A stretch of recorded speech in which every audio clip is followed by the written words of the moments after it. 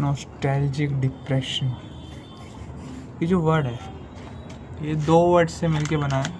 एक तो नॉस्टैल्जिया और दूसरा डिप्रेशन।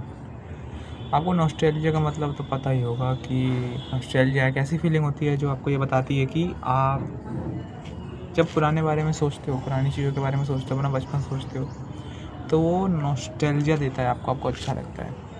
और डिप्रेशन तो बहुत बुरा टर्म हो गया, डिप्रेशन नहीं बोलूँगा। डिप्रेशन बोलना ही मतलब अजीब लगता है यार। डिप्रेशन मतलब उदास रहना, पूरे टाइम उदास रहना, कुछ ना कर पाना, इमोशनली एंड फिजिकली भी बहुत ज़्यादा जैसे उदास रहना, उसे डिप्रेशन बोलते हैं।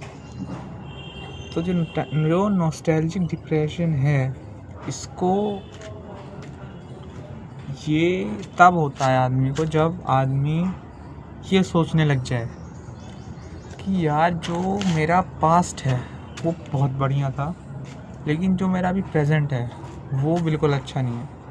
तो वो प्रेजेंट में अपनी पास्ट को लेके बैठ जाता है कि यार मेरा पास्ट बहुत अच्छा था, लेकिन मेरा प्रेजेंट बिल्कुल भी अच्छा नहीं है, बिल्कुल भी अच्छा नहीं है मेरा प्रेजेंट। तो अगर मैं अपना एग्जांपल लूँ तो जैसे मैं 9th में आया, तो 9th में आने के बाद मेरा स्कूल 9th नहीं 8th में ही था, पर 8th में लॉकडाउन था अगर।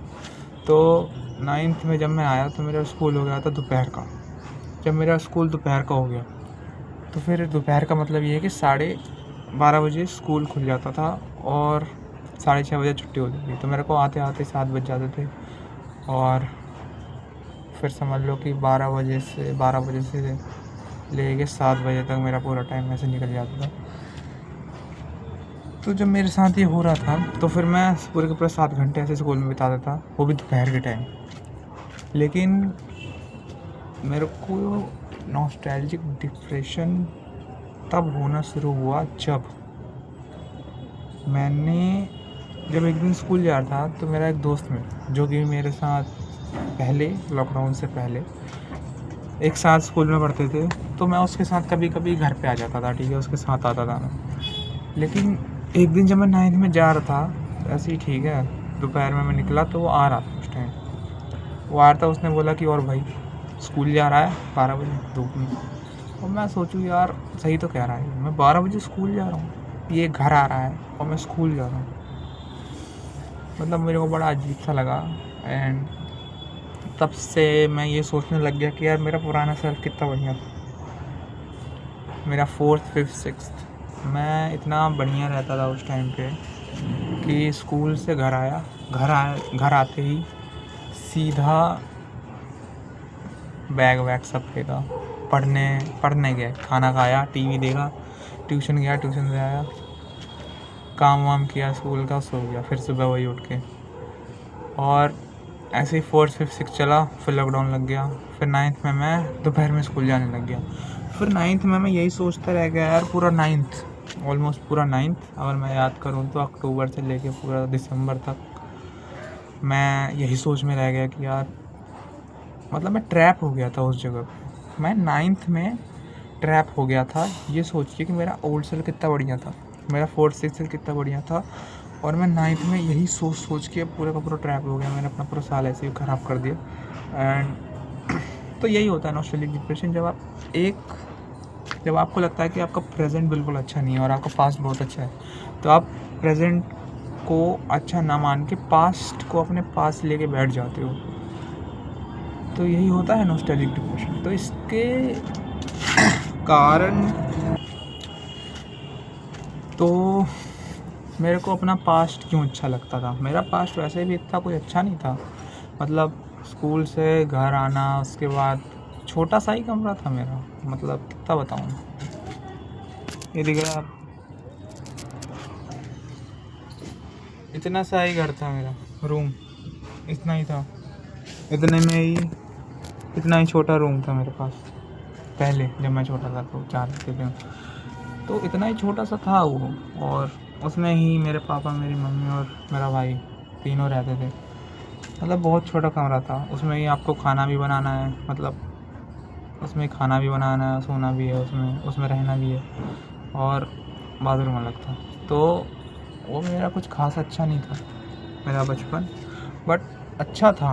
और ये मुझे अच्छा क्यों लगता था, क्योंकि 9th के मुकाबले मेरा जो ओल्ड सेल्फ था वो ज़्यादा ईजी था एज़ कम्पेयर टू 9th में पता ही है आपको बहुत ज़्यादा मतलब बढ़ जाती है चीज़ें। तो 9th के मुकाबले मेरा ओल्ड सेल्फ ज़्यादा अच्छा था, जस्ट बिकॉज़ कि वो ज़्यादा सिंपल था। सिंपल रूटीन था, आपको आना है घर पे आना है, घर पे आने के बाद टीवी देखना है, खाना खाना है, सो जाना है, ट्यूशन जाना है, आना है, वहाँ पे काम वाम करना है, चले जाना, फिर वापस साइकिल रिपीट होगी। इसी वजह से मेरे को वो अच्छा लगता था। और